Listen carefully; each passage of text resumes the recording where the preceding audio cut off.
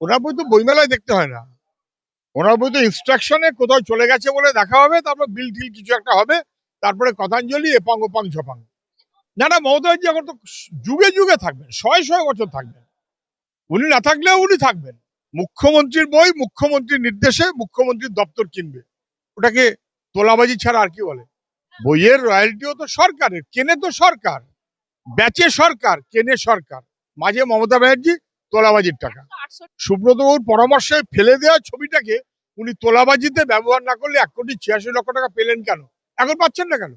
1,86,00,000 টাকা দামের যদি ছবি হয়, তাহলে ওটা ছবি না, ওটা তোলাবাজির দাম। মমতা বন্দ্যোপাধ্যায় বলছেন যে তিনি যে বইয়ের রয়্যালিটির টাকাটা পান তাতেই তার চলে। কার্যত তিনি বইমেলায় এসেও তিনি বলছেন যে আমি দুটো ছবি এঁকেছিলাম, এক্সিবিশন করেছিলাম, তার জন্য সিবিআই তদন্তের নির্দেশ হয়ে গেছে। আমার সঙ্গে রয়েছেন সুজন চক্রবর্তী, কথা বলবো। বলছি, দুটো ছবি এঁকে এক্সিবিশন করাতে তাতে সিবিআই হয়ে গেল, মানে কি ধরনের একটা মুখ্যমন্ত্রীর সাথে? মমতা ব্যানার্জি সব কথার উত্তর দেওয়ার কি দরকার আছে বলুন তো? উনি হেলিকপ্টারে চড়তে চড়তে কবিতা লিখেছেন 26টা, ওটা 36ও হয়ে যেতে পারে, 46ও হতে পারে, 199 না কটা বোধহয় বই হয়ে গেছে, হিব্রুতে কত বই করেছেন। 1,86,00,000 টাকা দামের যদি ছবি হয়, তাহলে ওটা ছবি না, ওটা তোলাবাজির দাম। উনি বলছেন আমি তো ছবি আঁকতাম, আগে ফেলে দিতাম। আমাকে সুভাদা বলল, আমাকে সুব্রত মুখার্জি বলল যে তুমি ফেলবে না, এটা এক্সিবিশন। আমি তাই তো বললাম, যে ছবিটা ফেলে দেওয়া যায় বলে মমতা ব্যানার্জি মনে করছেন, সেইটা এখন ওনার কথায়, ওনার পরামর্শে না, সুব্রতবাবু মারা গেছেন তার পরামর্শে, ফলে এখন তো সুব্রতবাবুকে সাক্ষী নেবার সুযোগ নেই। সুব্রতবাবুর পরামর্শে ফেলে দেওয়া ছবিটাকে উনি তোলাবাজিতে ব্যবহার না করলে 1,86,00,000 টাকা পেলেন কেন? এখন পাচ্ছেন না কেন? বলছে লজ্জায় এক্সিবিশনটাই তো বন্ধ করে দিয়েছে, সেই জন্য আর হচ্ছে না। এখন সার্কিট হাউসে গিয়ে ছবি এঁকে রেখে আসি ওখানে। হাস্যকর ব্যাপার। উনি ছবি আঁকুন, সেই ছবি কিনবার মতন লোক পাবেন না, এটাও সন্দেহ নেই কোনো। এবং তারপর ওনার ওই বইয়ের রয়্যালটিতে উনি সব নাকি চালাচ্ছেন দল।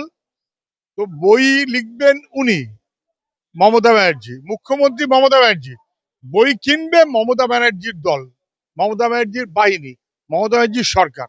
মুখ্যমন্ত্রীর বই মুখ্যমন্ত্রীর নির্দেশে মুখ্যমন্ত্রীর দপ্তর কিনবে, ওটাকে তোলাবাজি ছাড়া আর কি বলে?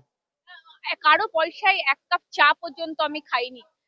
কার্যত যত টাকা এখনো পর্যন্ত আমার হয়, সেইগুলোকে আমি সমস্ত টাকাটা আমি গভর্নমেন্টকে আমি সব কথা উত্তর দিচ্ছি না।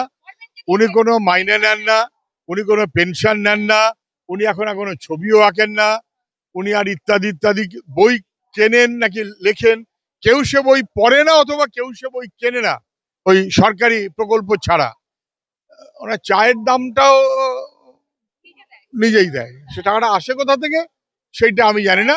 সিবিআই বইয়ের রয়্যালটি তো খুব ভালো, বইয়ের রয়্যালটিও তো সরকারের, বইয়ের রয়্যালটিও তো সরকারের, কেনে তো সরকার, বেচে সরকার, কেনে সরকার, মাঝে মমতা ব্যানার্জি তোলাবাজির টাকা। 68টা বই, আপনি কি কোনো বই দেখলেন বই মেলায়?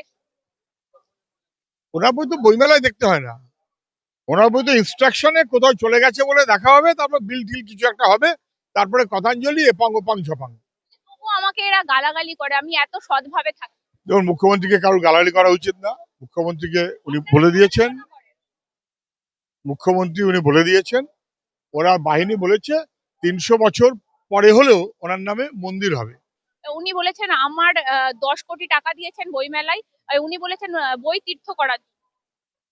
10 কোটি টাকা বইমেলায়? বই তীর্থ করবে এখানে, যেমন ওই মহাকাল মন্দির হয়েছে তেমনই। যেমন করে ল্যাংচা হাব হয়েছে ওই রকমই, তারপর দেখা গেল উল্টে ল্যাংচার ব্যবসাটা মার খেয়ে গেছে। যেমন করে ওর এই সমস্ত কর্মতীর্থ গুলো হয়েছে, ওরকম একটা কি শিল্পতীর্থ নাকি বইতীর্থ কিছু একটা হবে। বইতীর্থতে বইকে লিখবে আর বইকে কিনবে, দুটোই উনি ঠিক করে দেবেন। বন্দ্যোপাধ্যায় বলছেন আপনারা হারমাদদের দল, কার্যত আপনাদেরকে কটাক্ষ করা হয়েছে, আপনারা নেই এই মুহূর্তে দাঁড়িয়ে, তবু আপনাদেরকে প্রাসঙ্গিক করে তোলার চেষ্টা করা।